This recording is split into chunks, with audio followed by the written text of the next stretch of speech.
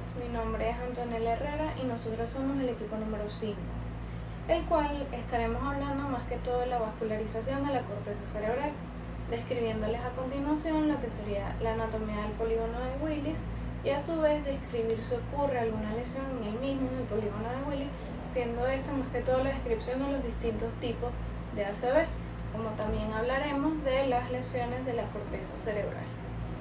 En cuanto al polígono de Willis, tenemos que también se conoce como círculo arterial cerebral. Es una estructura en forma de heptágono que se localiza en la base del cerebro. Esta red está organizada de forma antero-posterior, haciendo una anastomosis, es decir, una conexión entre las arterias anteriores, que serían las carótidas, y las arterias vertebrales que irrigan la parte posterior. Como lo mencioné anteriormente, esta se divide en anterior y posterior partiendo del callado de la aorta, el cual ella se va a prolongar del callado de la aorta, se va a prolongar la arteria subclavia y la arteria carótida. Este sería el lado izquierdo. Del lado derecho tenemos esas mismas dos arterias, pero no parten del callado de la aorta, sino del tronco brachiocefálico. La carótida común va a ascender al cartílago tiroides y a partir de ahí se bifurcan en carótida interna y externa. Las carótidas internas, mediante el conducto carotidio, entran al seno cavernoso en sentido anteroposterior, irrigando la parte anterior del cerebro e irrigan la mayor parte de los hemisferios cerebrales, así como también el núcleo caudado, el putamen y estructuras cercanas a ella. A su vez, las carótidas internas dan lugar a las siguientes arterias: la oftálmica, la cerebral media, cerebral anterior, estriadas, carótida anterior, comunicante anterior y comunicante posterior. Mi nombre es Oriana González y yo les voy a hablar acerca de lo que corresponde al polígono de Willis en su parte posterior.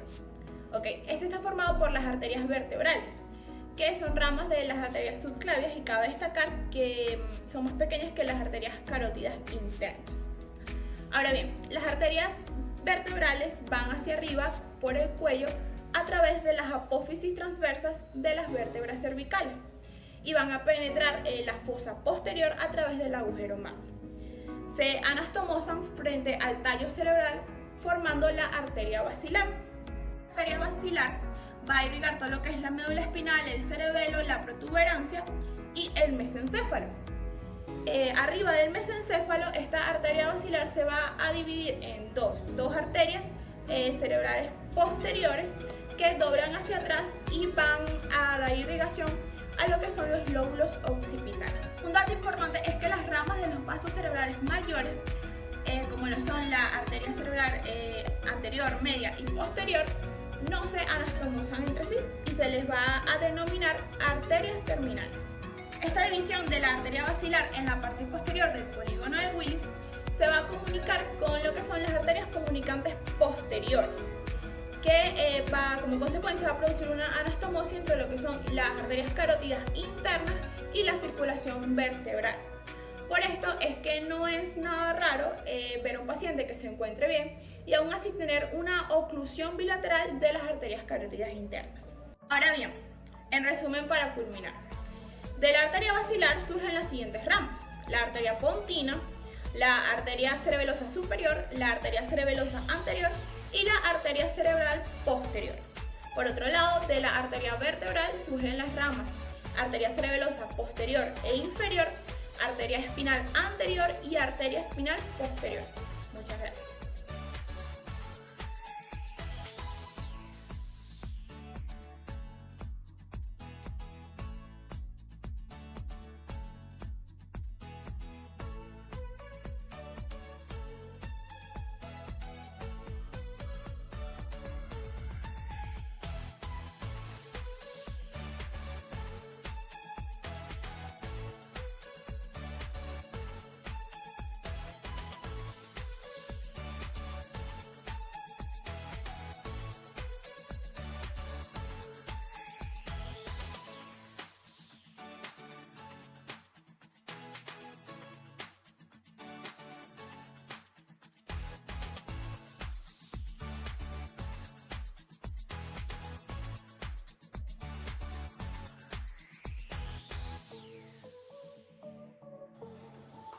Como todos sabemos, a lo largo del tiempo las terminologías han evolucionado. Actualmente el accidente cerebrovascular ACV o ictus es conocido como EVC, enfermedad vascular cerebral. Esto no es más que un síndrome clínico caracterizado por el desarrollo de signos neurológicos focales que persisten por más de 24 horas sin otra razón aparente que el origen vascular. Este síndrome se clasifica en dos subtipos, en isquemias y hemorragias. La isquemia cerebral es la consecuencia de la oclusión de un vaso, que puede tener manifestaciones transitorias o permanentes, lo que implica un daño neuronal irreversible. En el ataque isquémico transitorio no existe un daño neuronal permanente. La propuesta actual para definir el AIT establece un tiempo de duración de los síntomas no mayor a 60 minutos. Recuperación espontánea ad integrum, que es la vuelta a la normalidad o la recuperación de la normalidad, y estudios de imagen, preferiblemente resonancias magnéticas, esto sin evidencia de lesiones. Estudios recientes muestran que los pacientes con AIT tienen mayor riesgo o mayor posibilidad de desarrollar un infarto cerebral en las 2 semanas posteriores, por lo que se ha diseñado una escala de estratificación de riesgos. Una vez que existe una oclusión de un vaso cerebral con la consecuente obstrucción de un flujo sanguíneo cerebral, se desencadena una cascada de eventos bioquímicos que inicia con la pérdida de energía y termina con la muerte neuronal. Otros eventos incluyen el exceso de aminoácidos excitatorios en extracelulares, formación de radicales libres, inflamación y entrada de calcio a la neurona. El infarto cerebral puede dividirse con base en diferentes parámetros. Entre ellos encontramos ahora vamos a hablar un poco de lo que es la hemorragia intracerebral. La rotura de un vaso da lugar a una colección hermática en el parénquima cerebral o en el espacio subaracnoideo. Esta representa un 10 a un 15% del EVC y, según su localización, puede ser intraparenquimatosa o intraventricular.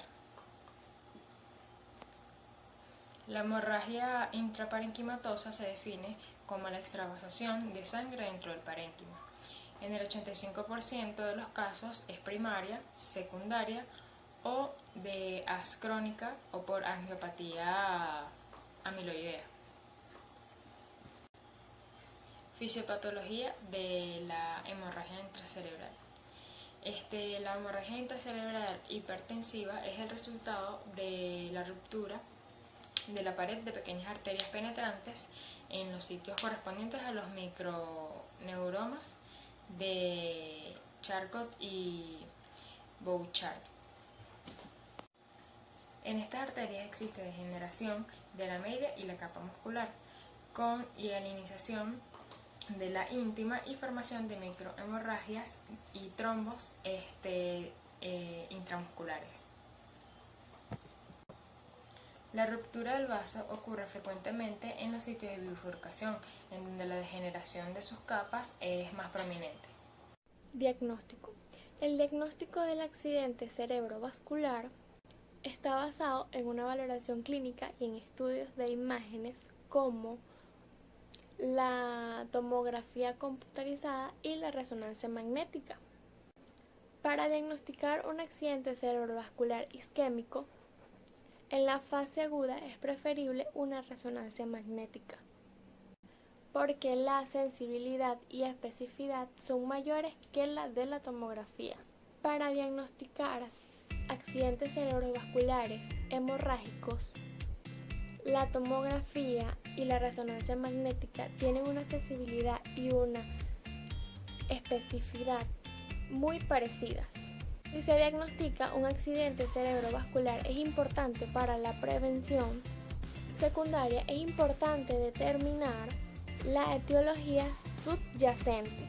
Las pruebas complementarias habituales son las siguientes: radiografía de las arterias carótidas para detectar estenosis carotidias, electrocardiogramas para detectar arritmias cardíacas que pueden provocar émbolos en los vasos sanguíneos encefálicos, monitor de Holter para detectar arritmias intermitentes, angiografía de los vasos sanguíneos encefálicos para detectar aneurismas o malformaciones arteriovenosas.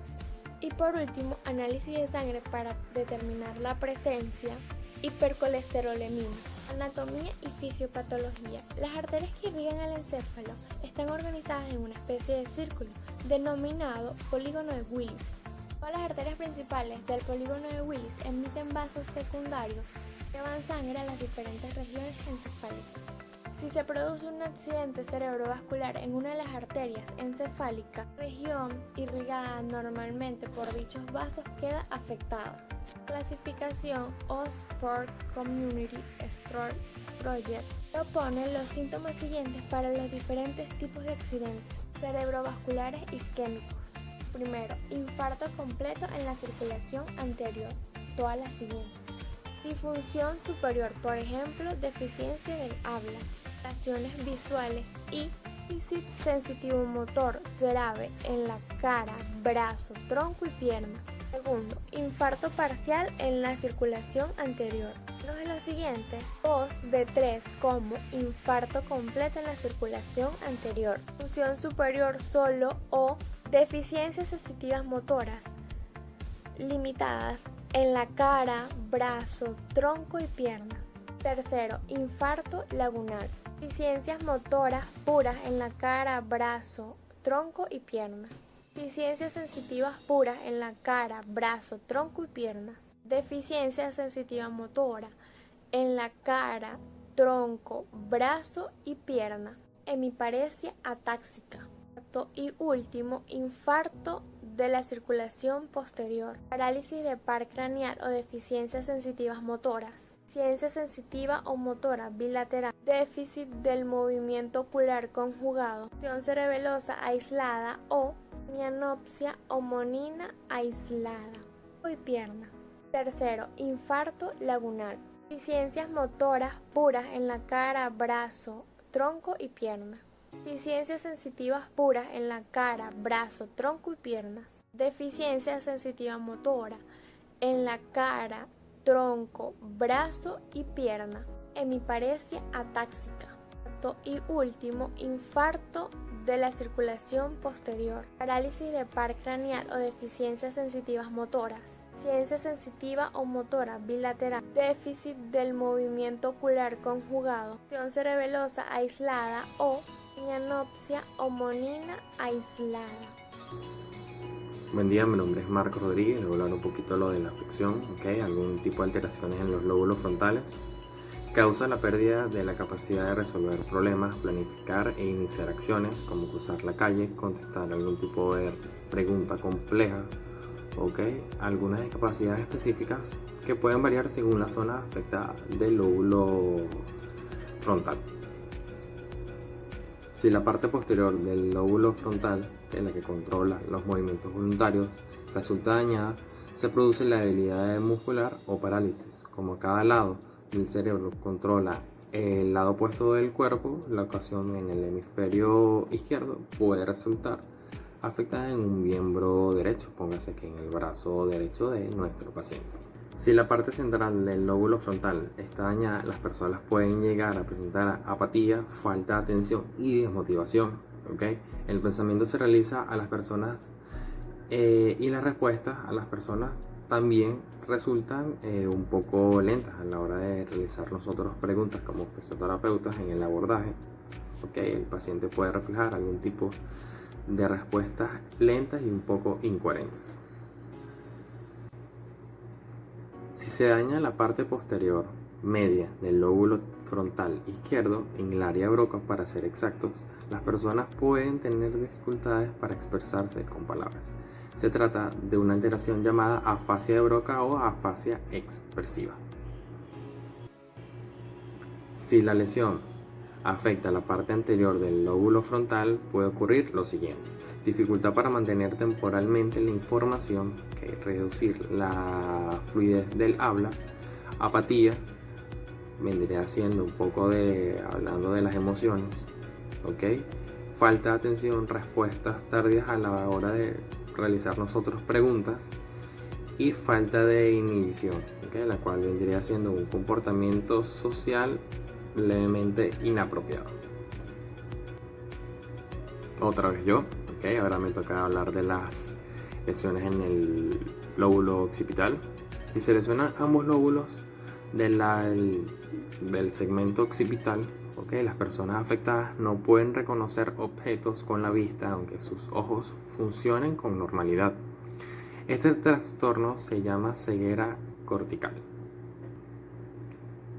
Algunas personas con esta patología no se dan cuenta que no pueden ver. En lugar de reconocerlo con frecuencia, elaboran descripciones de lo que pueden ver. También podemos encontrar que un trastorno compulsivo que afecte el lóbulo occipital puede provocar alucinaciones en la visión. Por lo menos pueden verse las líneas de color cuando se mira una dirección determinada. Lesión en el lóbulo parietal. Ciertas funciones tienden a ser controladas en mayor grado por uno de los lóbulos parietales, generalmente el izquierdo. Dicho lóbulo se considera el dominante. El otro lado, no dominante, tiene otras funciones como permitir que la persona se dé cuenta de cómo se relaciona el cuerpo con el espacio que lo rodea. La lesión en la parte anterior de uno de los lóbulos parietales causa insensibilidad y altera las sensaciones en el lado opuesto del cuerpo. Las personas afectadas tienen dificultad para identificar la localización y el tipo de sensación, ya sea dolor, calor, frío o vibración. Las personas pueden tener dificultades para reconocer objetos mediante el tacto, es decir, por su textura y su forma. Si se daña la parte media, la persona no distingue el lado derecho del izquierdo, lo que se denomina desorientación derecha-izquierda, y tiene problemas con el cálculo y la escritura. Es posible que tenga problemas para determinar dónde se encuentran partes de su propio cuerpo, o sea, se ve afectada la propiocepción. Si el lóbulo parietal, no dominante, normalmente el derecho, está dañado, se pierde la capacidad de realizar tareas sencillas, como lo son peinarse y vestirse, el cual es un trastorno denominado apraxia. También puede haber problemas para entender cómo los objetos se relacionan entre sí en el espacio. En consecuencia, las personas pueden tener problemas para dibujar y construir cosas, además de perderse en su propio entorno. Con esto me refiero a urbanización, residencia, entre otros.